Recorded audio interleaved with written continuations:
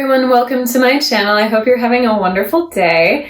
I have a video for you about using palette knives with watercolors, which you don't typically hear about palette knives with watercolor as much. It definitely can be done, but typically, at least when I think of palette knives, I think of using them with oil paints and acrylics and things like that to build up physical texture and scrape paint and move it around.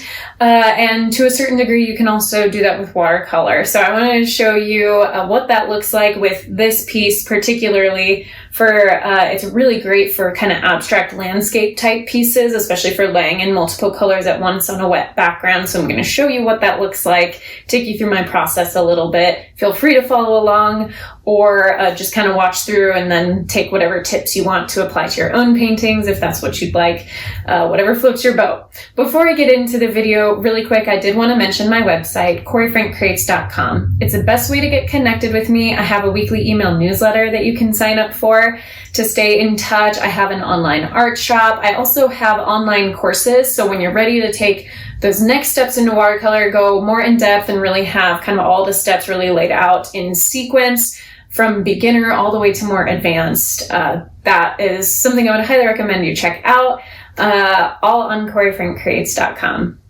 Alrighty, without any further ado, let's go ahead and jump into this video.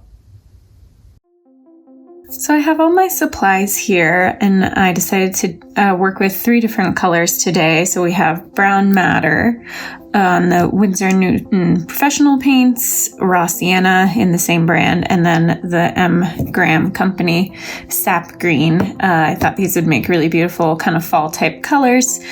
And just a quick note about supplies. I have links in the description for just general supplies I would recommend, not necessarily the individual brands here. Like, I don't think I have the M. Graham and Company linked, but just general brands for paint, paper, paint brushes that I would recommend are linked in the description. And as an Amazon associate, I do earn on qualifying purchases, so please be aware of that.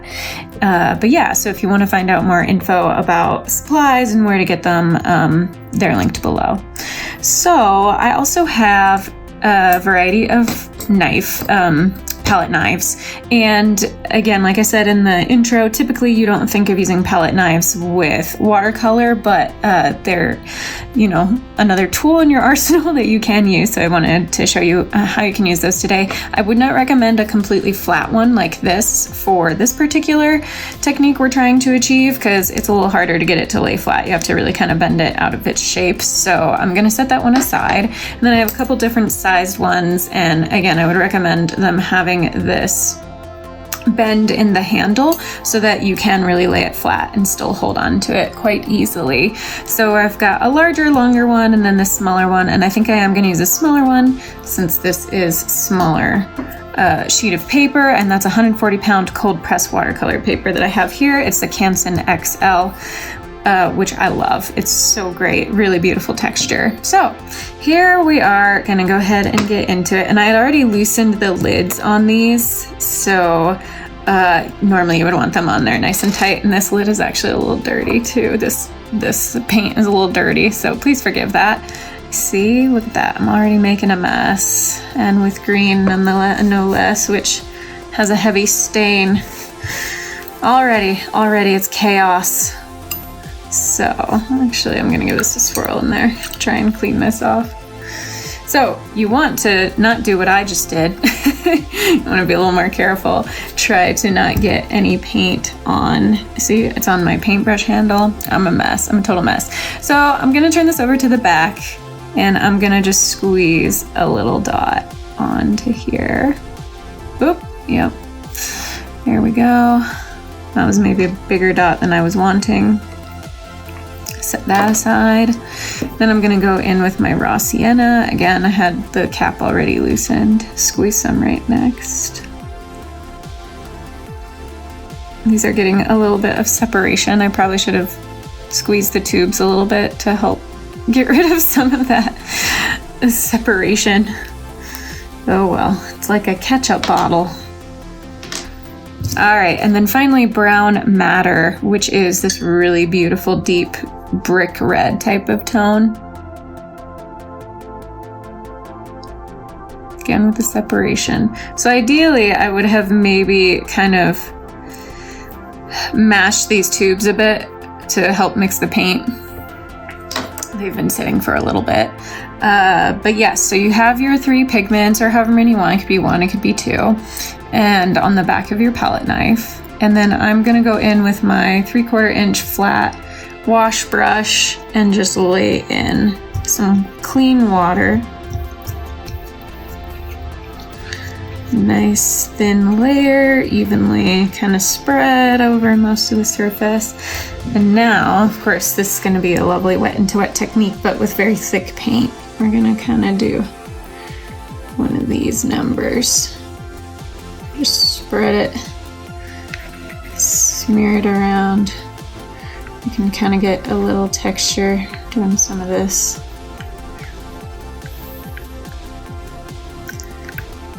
Maybe put a little more down here. And of course my colors are starting to blend together now. Get a little more of some of that red. And just kind of play with it, let it be very, very loose. No need to worry about detail here. It's not gonna be a nice thick application of paint. Now this is gonna take quite a bit of time to dry because that was thick paint and quite a bit of water on the surface. So I'm gonna let this dry and then come back to it. And if we want, we could paint details over the top. We could kind of turn this into a semi-abstract landscape. You could keep it kind of just as it is. That would be very, very abstract. I tend to not do purely abstract work, but if that is your mojo, you could totally do that with this. And there we go, very easy. I just swirled this in the water to clean it off and then dried it off on my rag. So I'm gonna go ahead and let this dry and come back in a little bit. Okay, I am back. I've rearranged things a little bit. I wanted to get my normal paint palette out, and also it's not 100% dry because I did also want to show you that you can still use your palette knife while the paint is still wet, but as long as the paper, the background paper has mostly dried, you can use your palette knife to create some kind of branchy textures.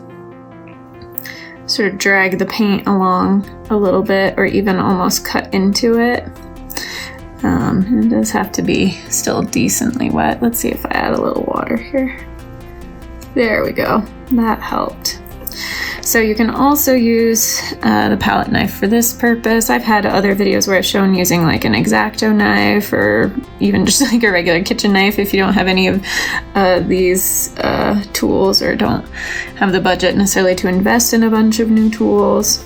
So just want to show some of these creative ways you can use your tools. See, I like that when you kind of take it on its side and scrape the paint away, you get a highlight or white effect, which is really cool.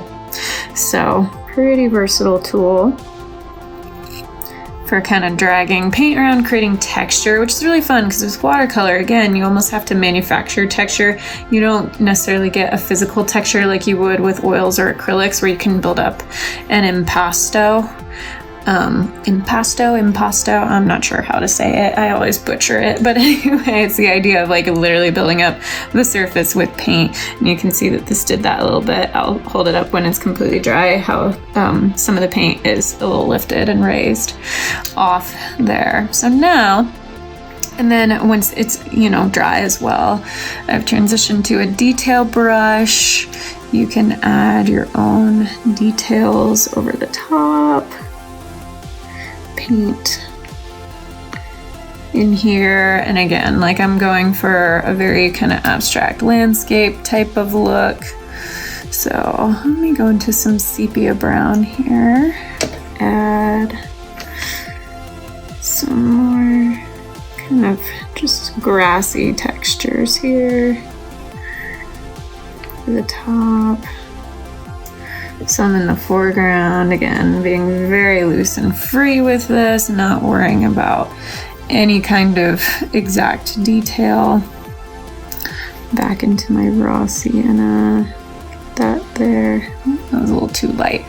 Normally I pre-wet my palette, but I didn't do that this time. That's what the eyedropper is for, is I take a few drops of clean water, put it in the paint wells, and that helps get them activated. I think the sap green will look really nice. Green is such a heavily staining color, so it's easy to kind of pick up a lot of pigment with it. And yep, just really playing. Continue that here. Oops, sorry. So I know this was a video about a palette knife, but obviously you can use other tools of the trade as well. And if you want to continue using your palette knife, again, I would recommend maybe just like squeezing some actual paint from the tube onto your palette. But I can also see if I can make it work just straight from this well. There you go. Maybe not quite as much control as the brush, but can definitely play around with it. It's gonna be a much thicker branch here. Turning into something that's very fantastical. You wouldn't see this in real life, obviously. So there we go. That is that, and I just really love this color combination. It just reminds me of fall colors. I know we're in summer right now, but I felt like these would blend really nicely. So there you have it. Feel free to experiment with palette knives. Again, you can get different kinds. For this technique of actually spreading the paint on initially, I do recommend the bend, and then this sort of flat palette knife would actually probably be ideal for that scraping technique, right? Like that, you just get it right on the tip and it does its thing. So there you have it. Thank you so much for watching. I hope you found that helpful. If you did, please give this video a thumbs up. Go ahead and subscribe to my channel if you haven't already. I'd really appreciate it. Until my next one, be kind to yourself, be kind to others. God bless, and I will see you soon.